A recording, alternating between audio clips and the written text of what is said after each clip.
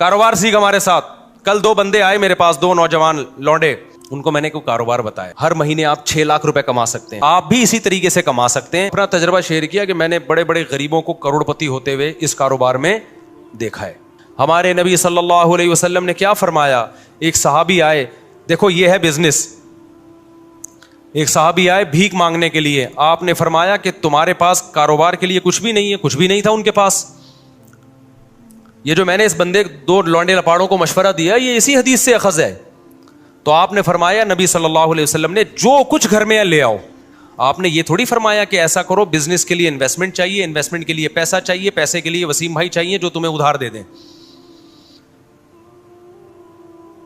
یار کیا ہو گیا بھائی, اتنی اہم بات کر رہا ہوں آپ سے. کل 2 بندے آئے میرے پاس, 2 نوجوان لونڈے, کراچی کے, شکل سے بھی کراچی کے پورے لونڈے کراچی کا جو لونڈا ہوگا نا, جو پورا ہوگا کراچی کا, وہ شکل سے فوراً پتہ چل جائے گا کہاں کا ہے. اس میں کہیں بھی پنجاب یا کے پی کے کا ذرا سی بھی اس کو ہوا نہیں لگی ہے. ایسے میں تو کراچی کا ہی ہوں نا, مجھے فوراً پتہ چل جاتا ہے یہ پیور کراچی کا لونڈا ہے. باریک سا ہوگا, منہ میں گٹکے کی ایک اسمیل آ رہی ہوگی, یہ کچھ علامتیں بتا رہا ہوں, ٹھیک ہے نا. باریک, باتیں ایسی ہوں گی او ہو جیسے اس سے بڑا بدماش دنیا میں پیدا نہیں ہوا. اور ہوگا کیا, باریک, کہاں سے آ رہے ہیں, کدھر کو جا رہے ہیں, یہ اسٹائل ہوگا بات کرنے کا. اردو کی ایسی کی تیسی کی بھی ہوگی اس نے. خیر ابھی میں زیادہ فضائل نہیں بتاتا, میں کراچی وقت کے ہمارے اپنے لوگ ناراض ہو جائیں گے, بولیں گے صاحب کیا کر رہے ہو آپ. جو خاص کراچی کے علاقے ہیں نا ان کی بات کر رہا ہوں. آپ تھوڑا اوپر کے علاقوں میں جاؤ تو پھر تھوڑا سا ڈیزائن چینج ہوتا ہے, لیکن جو خاص اسپیسیفک کراچی کے اصل علاقے ہیں, میں نام نہیں لوں گا. 2 لونڈے آئے نا, کرپٹو کرنسی کے بزنس, دماغ کیا چل رہا ہے. میں نے کہا تمہارے پاس ہے کیا, کہہ رہے یہ جائز ہے ناجائز. میں نے کہا جائز ناجائز تو بعد میں, تمہارے پاس کرپٹو کرنسی میں خریدنے کے لیے ہے کیا. انہوں نے جو رقم بتائی نا, میں نے کہا اس میں 4-6 گٹکے آ سکتے ہیں. میں کرپٹو کرنسی تو ایک جوئے کی طرح ہے, ادھر سے اٹھا کے کروڑ پتی بنا دیا, ادھر سے جن کو گرایا ہے ان پٹخے ہوئے لوگوں کو بھی تو دیکھو, جن کو روڈ پہ لے آئی ہے. کہہ رہے پھر ہم کیا کریں. مجھے پتا تھا یہ کراچی میں پڑھائی کے علاوہ سب کچھ کر سکتے ہیں. یہ پڑھائی, کیونکہ بہت ہائی لیول کے اسکولوں میں جانے کے لیے ان کے پاس فیسیں نہیں ہیں. گورنمنٹ کے اسکولوں میں ہم مشورہ دیں گے تو ہمیں پتا ہے حشر کیا ہو جائے گا. ابھی صرف گٹکے پہ ہیں, وہاں کس پہ آ جائیں گے, سٹے پہ آ جائیں گے. اب ان کے پاس پڑھائی کا آپشن بولو نہیں ہے. کرپٹو کرنسی اور ٹوپی ڈرامہ. میں نے کہا بھائی مرے گا تو, ابھی تم لوگ ینگ لڑکے ہو, بالکل تمہیں برباد, ہمارا پیسہ برباد ہو جائے گا سارا. کہنے پھر کیا کریں. میں نے کہا بھائی اب تم یہ کرو. ان کو میں نے کوئی کاروبار بتایا, آپ کو نہیں بتاؤں گا میں, کیونکہ میں کوئی موٹیویشنل اسپیکر نہیں ہوں کہ لوگوں کو یہ بتاؤں کہ ہر مہینے آپ 6 لاکھ روپے کما سکتے ہیں. دیکھا نا آپ نے, یوٹیوب پہ آ رہا ہوتا ہے ہر مہینے آپ 6 لاکھ. اصل میں اس طریقے سے وہ ہر مہینے 6 لاکھ روپے کما رہا ہے. آپ بھی اسی طریقے سے کما سکتے ہیں کہ لوگوں کو بتائیے, ایک یوٹیوب پہ اچھا سا عنوان لگائیے, آپ ہر مہینے 1 کروڑ روپے کمائیے, تو آپ کے جو چینل ہے اس کے اتنے ویورز آئیں گے. مونیٹائز کیا ہوا ہے آپ نے یوٹیوب کے چینل, اتنے ویورز آئیں گے. یوٹیوب جو ہے ویورشپ پہ آپ کو پیسے دیتا ہے, تو وہ کمائے نہ کمائے آپ بولو کما لیں.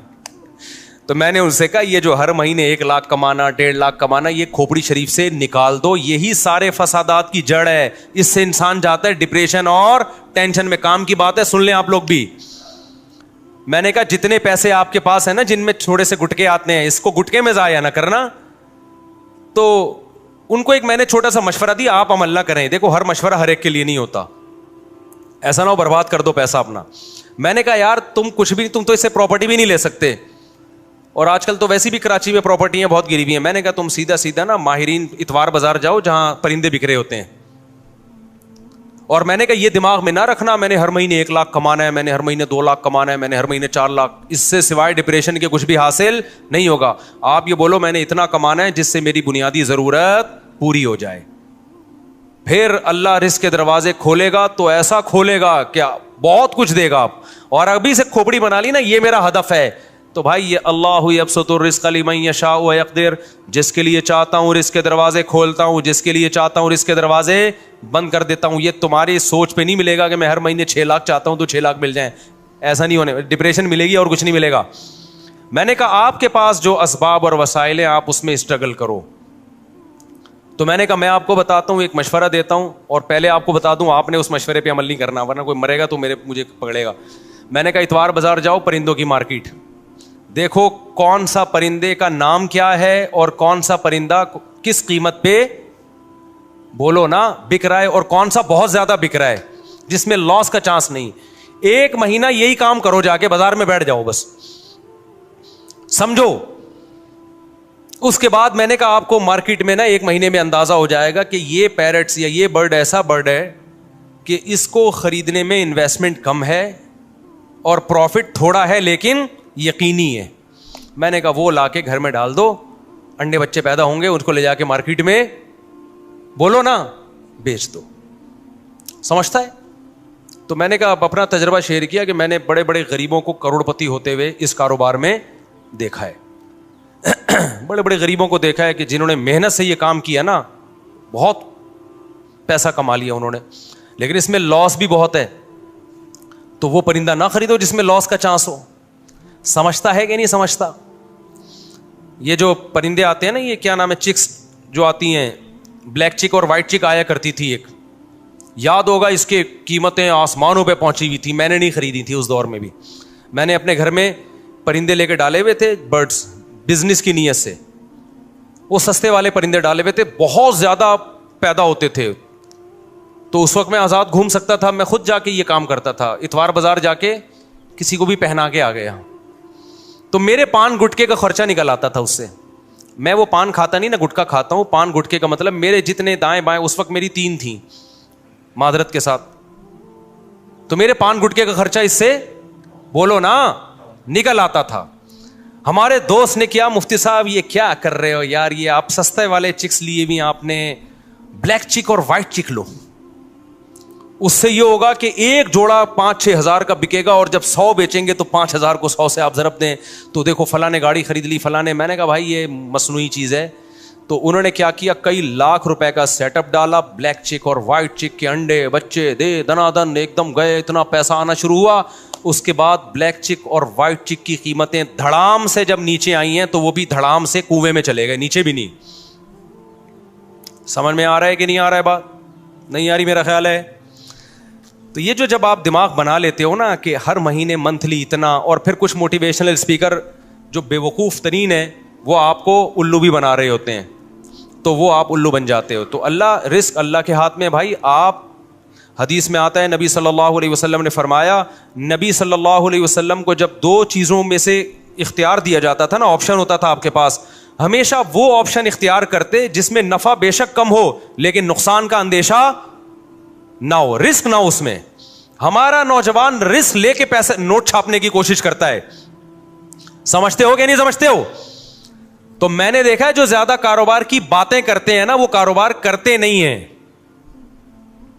اور جو کرتے ہیں وہ باتیں نہیں کرتے, وہ مارکیٹ میں جا کے بیٹھ جاتے ہیں. میں نے ایسے ایسے لوگوں کو دیکھا ہے, تھوڑے تھوڑے پیسوں پہ انہوں نے بزنس کیا اور اللہ نے کروڑپتی بنا دیا. اچھا, وہ 2 لونڈے آئے تھے کراچی کے, وہ یہ بھی پوچھ رہے تھے, مجھ صاحب ہم بڑی انویسٹمنٹ کے لیے ادھار لینا چاہتے ہیں کسی سے, تو ہم چاہتے ہیں کہ ادھار. میں نے کہا یہ حماقت کبھی نہ کرنا, جتنے پیسے تمہاری جیب میں ہیں اس سے شروع کرو, ادھار کبھی بھی, بولو, مت لو, ورنہ یہ ہوگا کہ ایک نئی ٹینشن کھڑی ہو جائے گی. اپنے پیسوں سے جو کام ہوتا ہے وہ محنت کے ساتھ ہوتا ہے, دوسروں کے پیسوں سے جو کام ہوتا ہے میرے بھائی اس میں فری پھوکٹ کے پیسے ملتے ہیں, اس میں کام نہیں ہوتا. جب اپنے پیسوں سے ہوگا نا کہ یہ میرے گٹکے کے پیسے تھے, آج میں گٹکا بچا کے نہیں کھا رہا, گٹکا تڑپ رہی ہے جان, وہ جب انویسٹ کرے گا تو 100 دفعہ سوچے گا, ایسا نہ ہو کہ کل یہ گٹکا بھی جائے, اس سے بھی جاؤں میں. ہمارے نبی صلی اللہ علیہ وسلم نے کیا فرمایا, ایک صحابی آئے, دیکھو یہ ہے بزنس, ایک صحابی آئے بھیک مانگنے کے لیے, آپ نے فرمایا کہ تمہارے پاس کاروبار کے لیے کچھ بھی نہیں ہے, کچھ بھی نہیں تھا ان کے پاس.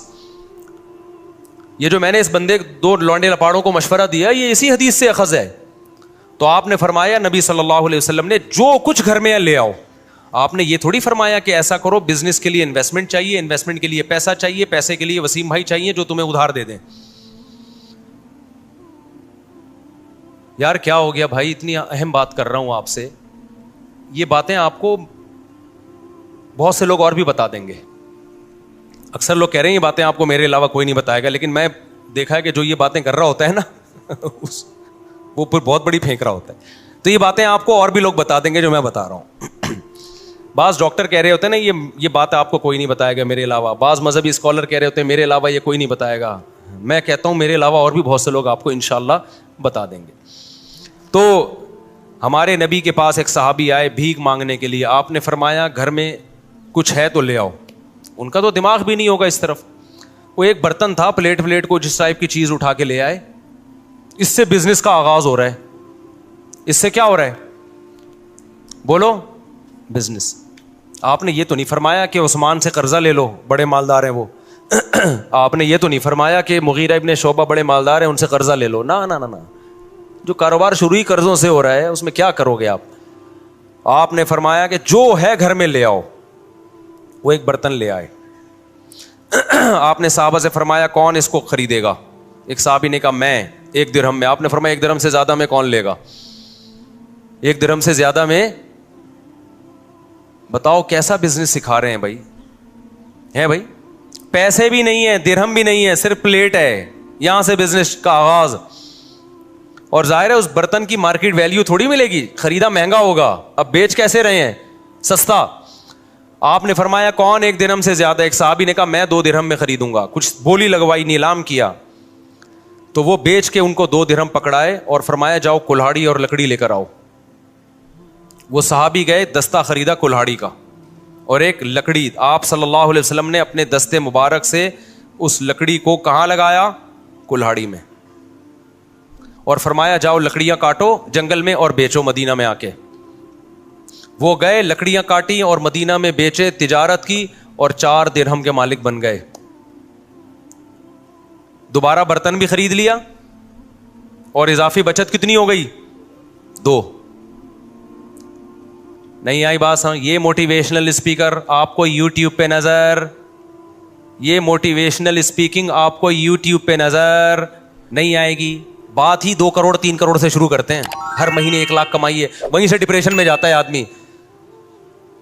کچھ نہیں کماؤ بھائی, ہر مہینے جتنا کما سکتے ہو کماؤ, جتنا اللہ دینا ہوگا اللہ دے دے گا. لیکن اللہ نے کہا جو محنت کرے گا رزق میں اور اللہ سے برکت مانگا کرو, پیسہ نہیں مانگا کرو. 1 کروڑ جو بے برکتی والا ہو اس میں انسان رو رہا ہوتا ہے, اور جو کینو مالٹے کی ٹھیلا جو وہ غریب لگا رہا تھا اس میں برکت ہے, تو اس مالٹے کے ٹھیلوں میں کیا ہوتا ہے؟ خوش ہوتا ہے وہ.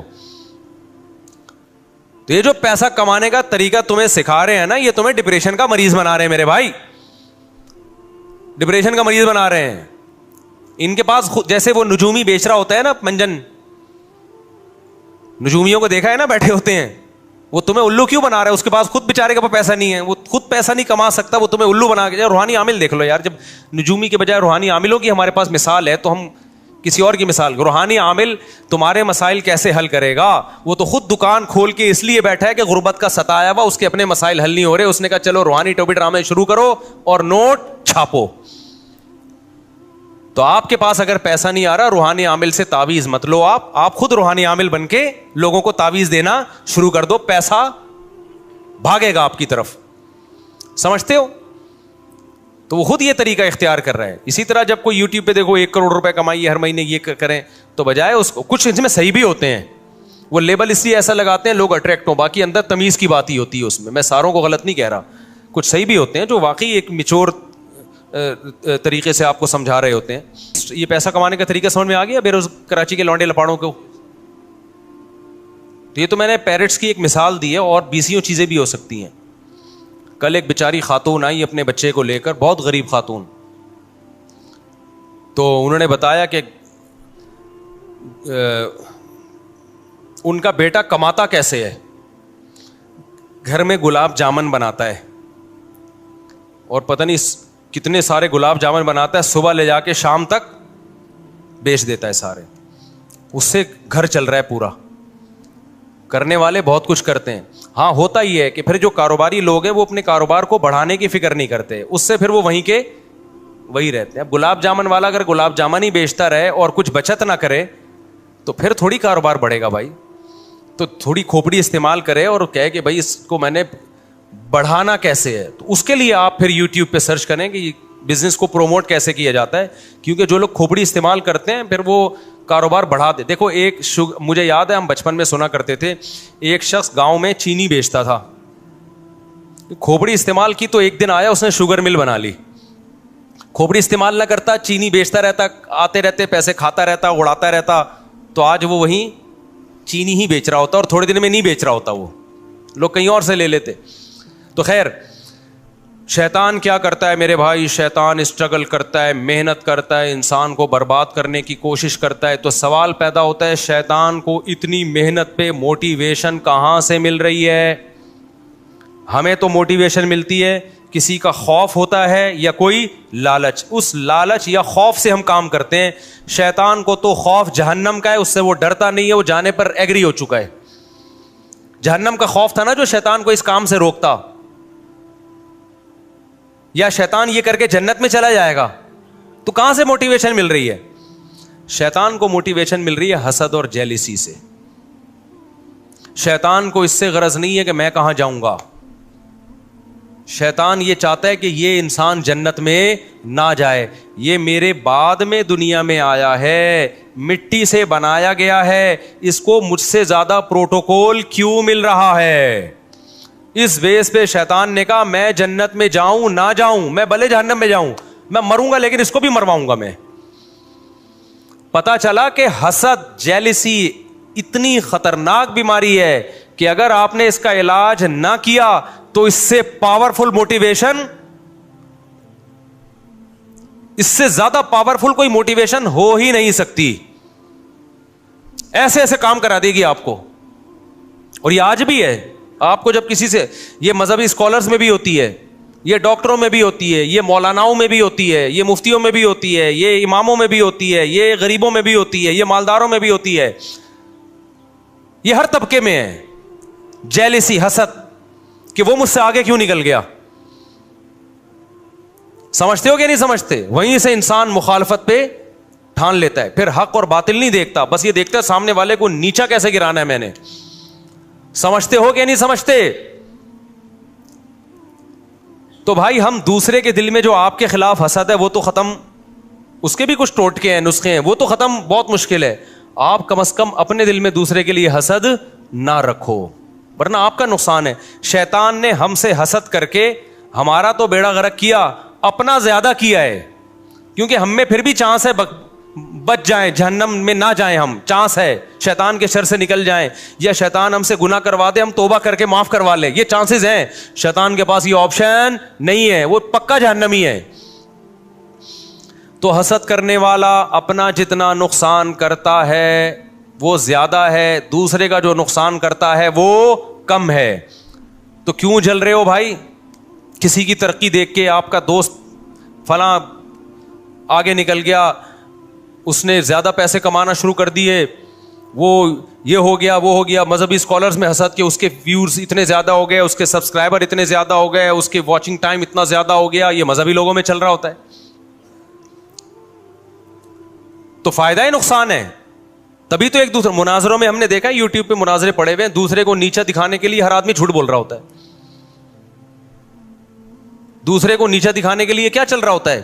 جھوٹ. خدا سے ڈر نہیں رہے ہوتے بھائی. دونوں, ہر فریق میں ہے یہ.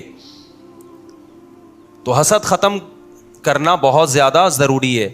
تو میں جو بیان لے کے چلا تھا نا وہ حسد پہ نہیں تھا, وہ جو بیان میں لے کے چلا تھا نا وہ کیا تھا یار, شروع میں جو میں نے آیتیں پڑھی تھی, بس میں 2 منٹ میں سمیٹتا ہوں اس کو.